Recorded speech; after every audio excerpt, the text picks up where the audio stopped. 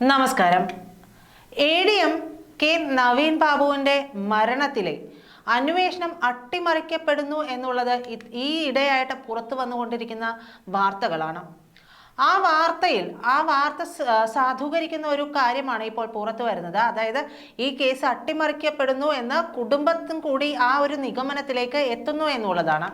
ഈ സാഹചര്യത്തിൽ അന്വേഷണം CBIക്ക് വിടണമെന്ന ആവശ്യമാണ് അവർ ഉന്നയിക്കാൻ പോകുന്നത്.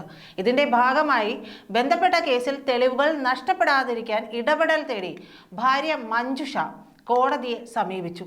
CBI എത്തിയാലും തെളിവുകൾ നശിക്കില്ലെന്ന് ഉറപ്പിക്കാനാണ് ഈ നീക്കം. ഈ ഹർജിയിലെ പ്രോസിക്യൂഷൻ നിലപാടാണ് ഇനി നിർണായകമാവുക. നവീൻ ബാബുവിന്റെ മരണവുമായി ബന്ധപ്പെട്ട അന്വേഷണത്തിൽ ഏറെ നിർണായകമാകുന്ന പ്രശാന്തന്റെ വ്യാജ പരാതിക്ക് പിന്നിലെ വസ്തുത കണ്ടെത്താൻ പ്രത്യേക അന്വേഷണ സംഘവും മടിച്ചു നിൽക്കുകയാണെന്നും കുടുംബത്തെ ചിന്തിപ്പിക്കുന്നുണ്ട്. ADM നവീൻ ബാബുവിന്റെ മരണവിവരം പുറത്തറിഞ്ഞതിന് തൊട്ടു പിന്നാലെയാണ് അദ്ദേഹം കൈക്കൂലി ആവശ്യപ്പെട്ടതിന്റെ പേരിൽ പെട്രോൾ പമ്പ് അപേക്ഷകൻ TV പ്രശാന്തൻ മുഖ്യമന്ത്രിക്ക് നൽകിയ പരാതി എന്ന നിലയിൽ ഒരെണ്ണം സോഷ്യൽ മീഡിയയിൽ പ്രചരിച്ചത്. എന്തുകൊണ്ട് ഇത് പോലീസ് അന്വേഷിക്കുന്നില്ല എന്നത് അത്ഭുതപ്പെടുത്തുന്ന ഒരു കാര്യമാണ്. ഈ പരാതിയിലെ വസ്തുത അന്വേഷിച്ചാൽ തന്നെ ഗൂഢാലോചന വ്യക്തമാകുകയും ചെയ്യും. ചുമതല വഹിച്ച നവീൻ ബാബു എന്ന് വിശേഷിപ്പിച്ചതു തന്നെ പരാതി തയ്യാറാക്കിയത് ADMന്റെ മരണശേഷമാണ് എന്നതിന്റെ സൂചനയാണ്. പരാതിക്കാരന്റെ പേരിലും ഒപ്പിലുമൊക്കെ ഉള്ള വൈരുദ്ധ്യവും മാധ്യമങ്ങൾ പുറത്തു കൊണ്ടുവന്നിരുന്നതുമാണ്.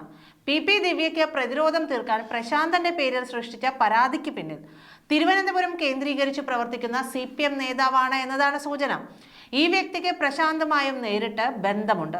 ദിവ്യക്കെതിരെ ചുമത്തിയ ആത്മഹത്യാ പ്രേരണ കുറ്റം സംബന്ധിച്ച അന്വേഷണം മാത്രം നടത്തി കേസ് ഒതുക്കാനുള്ള നീക്കമാണ് ഇപ്പോൾ നടക്കുന്നത്. AKG സെന്ററിലേക്കാണ് വ്യാജ പരാതിയുടെ സംശയം നീണ്ടതും. അതിനിടെ പരാതിയിലുള്ളത് തന്റെ ഒപ്പ് തന്നെയാണെന്നും 2 ഒപ്പുണ്ടെന്നും പ്രത്യേക അന്വേഷണ സംഘത്തിന് TV പ്രശാന്തൻ കഴിഞ്ഞ ദിവസം മൊഴിയും നൽകി. കൈയക്ഷര പരിശോധന നടത്തിയാൽ ആ ഒപ്പിട്ടത് പ്രശാന്ത് ആണോ എന്നത് തെളിയും. എന്നാൽ ശാസ്ത്രീയ രീതികളൊന്നും പോലീസ് അവലംബിക്കുന്നതുമില്ല. ഇതിനു പിന്നിൽ അന്വേഷണം തിരുവനന്തപുരത്ത് എത്താതിരിക്കാനുള്ള തന്ത്രമാണ്. ആരാണ് യഥാർത്ഥത്തിൽ പെട്രോൾ പമ്പിനായി പണം മുടക്കുന്നത് എന്നതും പോലീസ് കണ്ടെത്താൻ ശ്രമിക്കുന്നുമില്ല. പെട്രോൾ പമ്പിന് എതിർപ്പില്ലാ രേഖ നൽകുന്നതിൽ നവീൻ ബാബു കാലതാമസം വരുത്തിയിട്ടില്ല എന്നതും വ്യക്തമായിട്ടുണ്ട്. ചെങ്ങളായിലെ മാഫിയയെ സംശയത്തിൽ നിർത്തുന്ന പല തെളിവുകളും ഒക്കെ പുറത്തു വന്നു. പക്ഷെ അതൊന്നും ആരും പരിശോധിക്കുന്നതേയില്ല. ഈ സാഹചര്യത്തിലാണ് CBI അന്വേഷണം എന്ന ചിന്തയിലേക്ക് നവീൻ ബാബുവിന്റെ കുടുംബം കടക്കുന്നത്.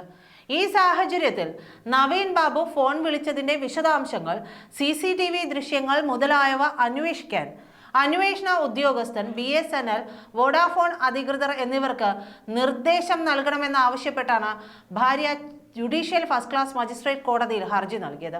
ഹർജി 23-നാണ് കോടതി പരിഗണിക്കുക. രേഖകൾ സംരക്ഷിച്ചില്ലെങ്കിൽ ഭാവിയിൽ കേസ് അന്വേഷണം വേറെ ഏതെങ്കിലും ഏജൻസിയെ ഏൽപ്പിക്കുകയാണെങ്കിൽ തെളിവുകൾ കിട്ടാതെയാകുമെന്നാണ് ഹർജിയിൽ പറയുന്നത്. CBIയിലേക്ക് കാര്യങ്ങൾ എത്തിക്കാനുള്ള നീക്കം പ്രോസിക്യൂഷനും ഇതിൽ കാണുന്നുണ്ട്.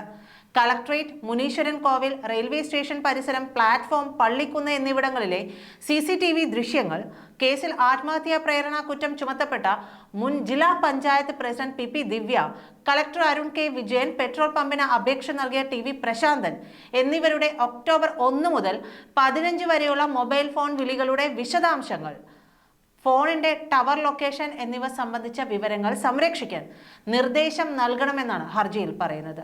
ദിവ്യയുടെയും കളക്ടറുടെയും സ്വകാര്യ ഫോണിലെ വിളികളുടെ രേഖകൾ സംരക്ഷിക്കണമെന്നും ആവശ്യപ്പെട്ടിട്ടുണ്ട്. നവീൻ ബാബു മരിച്ചിട്ട് 1 മാസം കഴിഞ്ഞിട്ടും തെളിവുകൾ ശേഖരിക്കാൻ അന്വേഷണ ഉദ്യോഗസ്ഥൻ ഒന്നും ചെയ്യുന്നില്ലെന്നും PM സജിത മുഖേന നൽകിയ ഹർജിയിൽ കുറ്റപ്പെടുത്തുകയും ചെയ്യുന്നുണ്ട്. നന്ദി.